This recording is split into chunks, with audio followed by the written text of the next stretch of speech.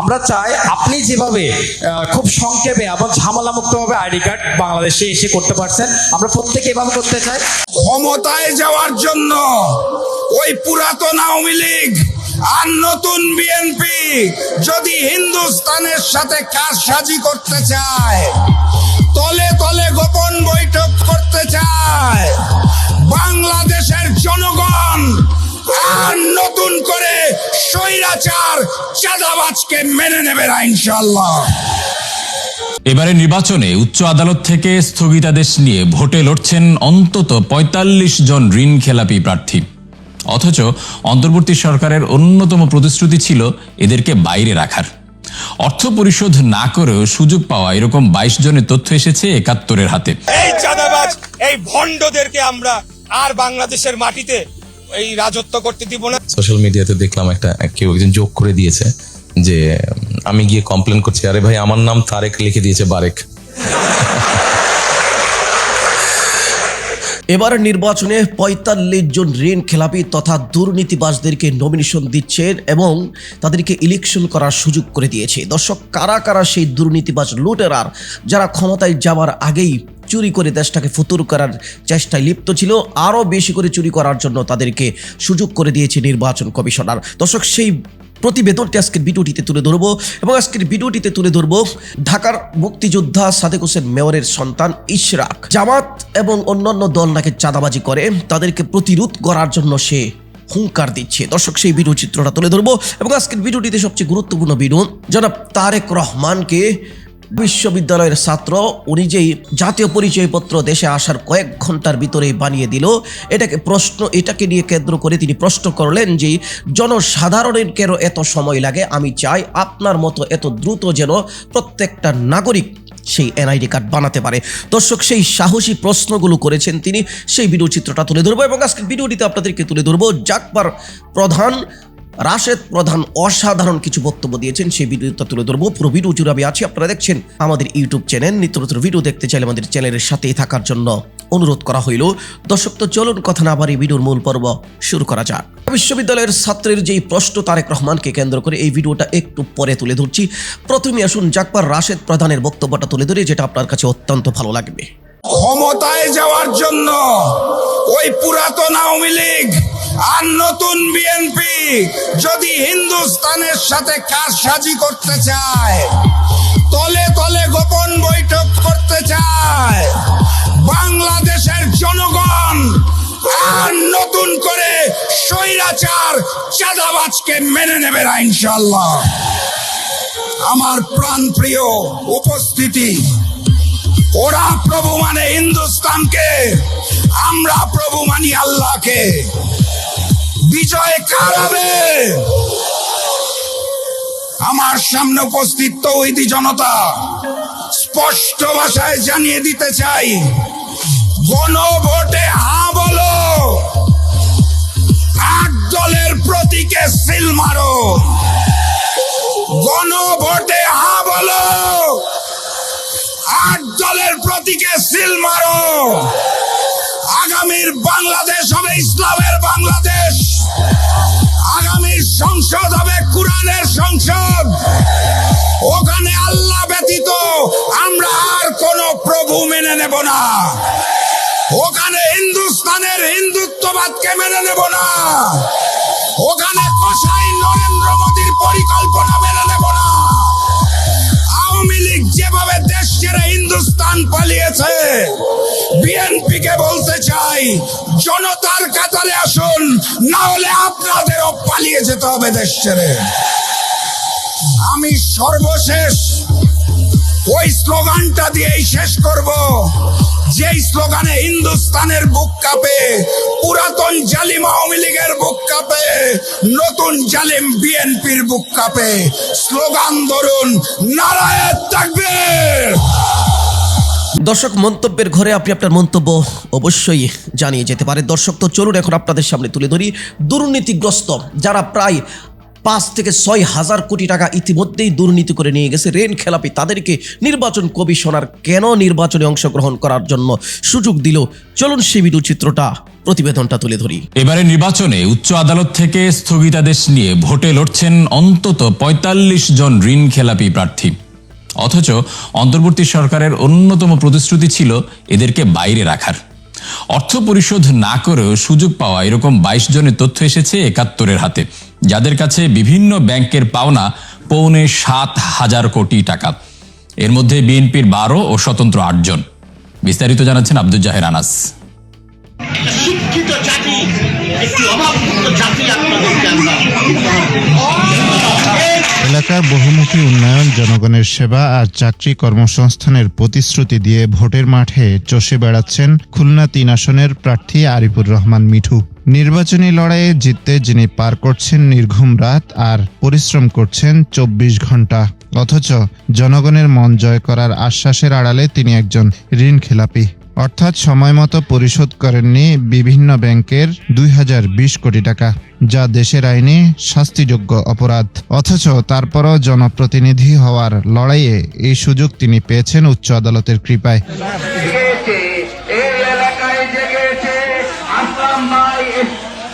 একই অবস্থা চট্টগ্রাম ৪ আসনের বিএনপির প্রার্থী আসলাম চৌধুরীরও।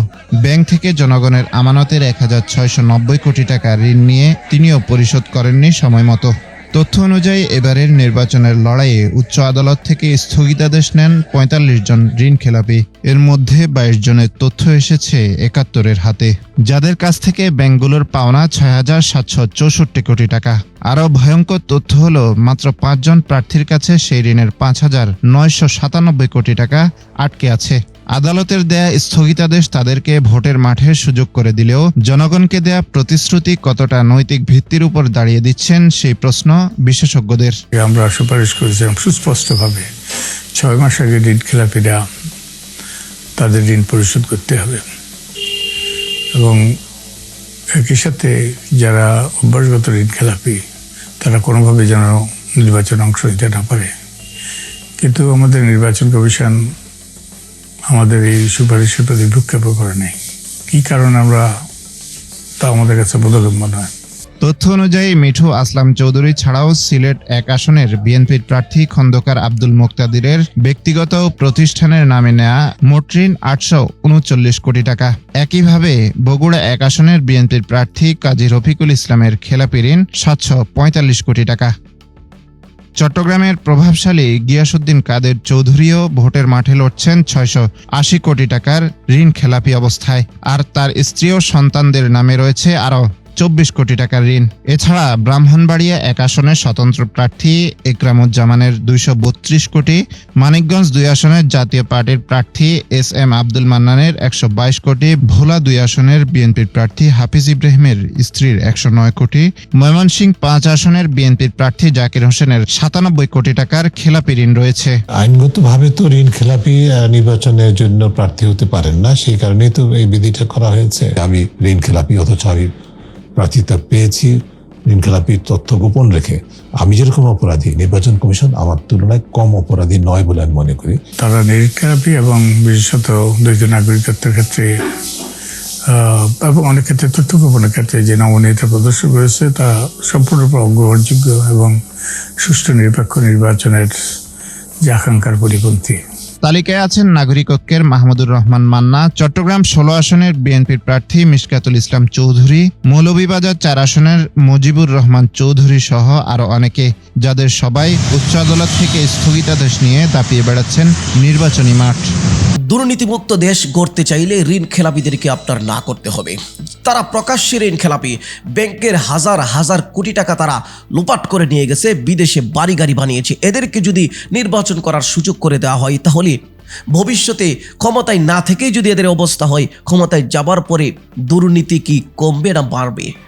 অতএব মুখে মুখে দুর্নীতিমুক্ত বাংলাদেশ গড়ার প্রত্যয় ব্যক্ত করার পরে যদি নির্বাচন কমিশনার দুর্নীতিগ্রস্তদেরকে নির্বাচন করার সুযোগ করে দেয়, তাহলে এটা আর বোঝার বাকি নেই যে তারা খাল কেটে কুমির আনছেন। দর্শক, তো চলুন এখন আপনাদের সামনে ইশরাকের ভিডিওটা তুলে ধরি, যে ভিডিওটা আপনার কাছে অত্যন্ত ভালো লাগবে। এই চাঁদাবাজ, এই ভণ্ডদেরকে আমরা আর বাংলাদেশের মাটিতে এই রাজত্ব করতে দিব না। ঢাকা 6, ঢাকা 8 চাঁদাবাজের আখড়া হয়ে থাকে, সেটার দায় দায়িত্ব এই বর্তমান সরকারকেই নিতে হবে। বর্তমানে সরকারি দল যদি বলতে হয় সেটা তো জামাত, তার মানে জামাতই ঢাকা 6 এবং 8। প্রথম প্রশ্নটি হচ্ছে যে যদি ঢাকা 6, ঢাকা 8 চাঁদাবাজের আখড়া হয়ে থাকে, সেটার দায় দায়িত্ব এই বর্তমান সরকারকেই নিতে হবে। কারণ আইন শৃঙ্খলা সেটিকে বাস্তবায়ন করার দায়িত্ব সরকারের, এটা কোনো রাজনৈতিক দলের নয়। আর জামাতের নেতা যদি জামাত যদি এই কথা বলে থাকে, তাহলে বর্তমানে সরকারি দল যদি বলতে হয় সেটা তো জামাত, তার মানে জামাতই ঢাকা 6 এবং 8।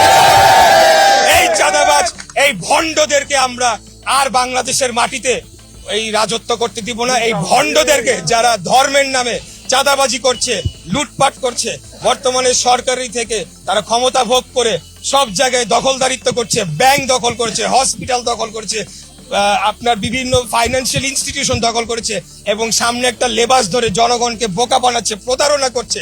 এই রাজাকার 71-এর যারা ঘাতক দালাল আমার মা বোনদের ধর্ষণ করেছে, আমাদের মুক্তিযোদ্ধা ভাইদের হত্যা করেছে, তাদের বিরুদ্ধে বাংলাদেশের জনগণ আগামী 12ই ফেব্রুয়ারি কঠিন জবাব দিবে ইনশাআল্লাহ আমি মনে করি। আর দ্বিতীয় হচ্ছে যেটি বললেন যে একজন নেতা অত্যন্ত কুরুচিপূর্ণ, অত্যন্ত বাজে মন্তব্য করেছে, তার উচিত জাতির সামনে দাঁড়িয়ে ক্ষমা চাওয়া, অন্য অথবা সেটা যদি না করে তার দলের উচিত তার বিরুদ্ধে সাংগঠনিক ব্যবস্থা নিয়ে তাকে দল থেকে বহিষ্কার করে তার প্রার্থিতা বাতিল করে। আপনার কাছে ভালো লাগবে এই কারণে বলছি যে আপনি যদি বিএনপি সমর্থক হয়ে থাকেন, অবশ্যই আপনার কাছে ভালো থাকবে। ইশরাক হোসেন চমৎকার কথা বলে থাকেন, সাহসী কথা বলে থাকেন। তো উনি যেই বক্তব্যটা দিয়েছে, আপনি কি তার বক্তব্যের সাথে একমত? চাঁদাবাজি করছে জামাত, বিএনপি কিংবা অন্যান্য দল, আমরা তো প্রশ্ন দেখছি অন্যদিকে। দর্শক, তো চলুন এখন আপনাদেরকে তুলে ধরি তারেক রহমানকে কেন্দ্র করে। বরাবরই তারেক রহমান আমার কাছে ভালো লাগে, চলুন তার কথাগুলো তুলে ধরি। আমরা চাই আপনি যেভাবে খুব সংক্ষেপে এবং ঝামেলা মুক্তভাবে আইডি কার্ড বাংলাদেশে এসে করতে পারছেন, আমরা প্রত্যেকে এভাবে করতে চাই এবং প্রত্যেকের আইডি কার্ডগুলো প্রত্যেকের আইডি কার্ড, পাসপোর্ট এবং বার্থ সার্টিফিকেট স্কুল লাইফে প্রত্যেকে করে ফেলতে পারে, সেই সুবিধাটা চাই। আর বিশেষ করে আইডি কার্ডের সব ভুল এবং হচ্ছে ছবি, আপনি যদি আইডি কার্ডের ছবির দিকে তাকান, আমরা যদি কোনো ইউরোপীয় অ্যাম্বাসিতে যাই তখন আমাদের দিকে একবার তাকায়, আমার পাসপোর্ট এবং আইডি কার্ড দিকে 10 বার তাকায়। চিন্তা করে বাংলাদেশে দুর্ভিক্ষ চলতেছে কিনা, ওরা চিন্তা করতেছে বাংলাদেশে কোনো দুর্ভিক্ষ লাগছে কিনা, যে তাদের ছবির অবস্থা কেন, তাদের বাস্তবিক চেহারার সাথে আমার অবস্থা কেন। তাদের এই অদক্ষ ব্যবস্থাপনার জন্য আমাদেরকে যে ঝামেলাগুলো পোহাতে হচ্ছে, সেই আপডেট যুগে যেখানে চায়না এবং জাপান 2050 সালের কথা চিন্তা করতেছে, আর সেখানে আমরা বাংলাদেশের মানুষ আমাদের সার্টিফিকেট, পাসপোর্ট এবং আইডি কার্ড সংশোধন করতে করতে আমাদের জীবন চলে যাচ্ছে। তো এইখানে আপডেটটা কি করবেন, আমাদেরকে একটু এই বিষয়ে একটা আপডেট করবেন। আর দুই হচ্ছে বাংলাদেশে যে সমস্যাটা আমরা মেইন ফেস করি সেটা হচ্ছে কি ভেজাল মুক্ত খাবার। আর আপনি দয়া করে আপনার ক্ষমতা আসলে এই খাবারকে ভেজাল মুক্ত করার জন্য কি করবেন, যে ফরমালিন মুক্ত করার। আচ্ছা, হঠাৎ আইডি কার্ড থেকে একদম ভেজাল, একদম ভেরি কন্ট্রাস্ট কোয়েশ্চেন।